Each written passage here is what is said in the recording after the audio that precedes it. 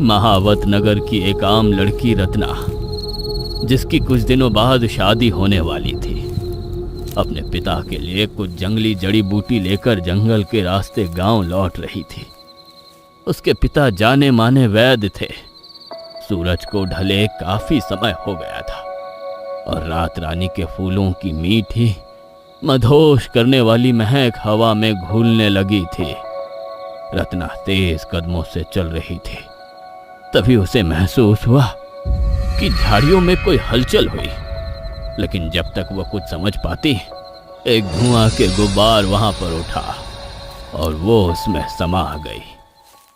और जब उसे होश आया, रत्ना कोई अलग ही जगह थी और उस अनजान जगह पर जो शख्स खड़ा था, उसे देखकर रत्ना आश्चर्यचकित रह गई। वहां महारानी मृणालिनी खड़ी थी, लेकिन वो रानी नहीं थी जिन्हें प्रजा पूजती थी। उनके बाल खुले थे, आंखें दहकते अंगारों जैसी लाल थीं।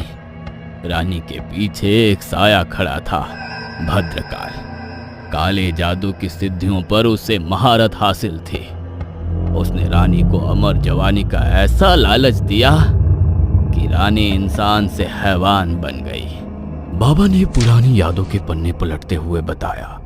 भद्रकाल ने रानी को रक्त मंजरी साधना के बारे में बताया था। उसने महल के तहखाने में रात रानी का एक मायावी पौधा तैयार किया था, जिसे मिट्टी की नहीं, इंसानी लहू की प्यास थी। भद्रकाल ने रानी को बताया था कि यदि हर अमावस्या को रात रानी के फूलों के साथ एक जवान लड़की की बलि दी जाए और उसके लहू को इस पौधे की जड़ों में सींचा जाए, तो उन फूलों से निकलने वाला अर्क रानी को कभी बूढ़ा नहीं होने देगा। ऋत्विक कांपते हुए बोला, इसका मतलब अलीस को भी किसी साधना के लिए गायब किया गया है? बाबा ने गर्दन हिलाई। हाँ, पर अलीस को गायब नहीं किया गया, उसे चुना गया है। भद्रकाल की आत्मा आज भी उस अदृश्य तांत्रिक जाल को बुनती है। वो आग जो तुमने देखी, वो कोई साधारण आग नहीं थी। वह भद्रकाल का अग्नि घेरा था, ताकि तुम अलीस तक ना पहुंच सको।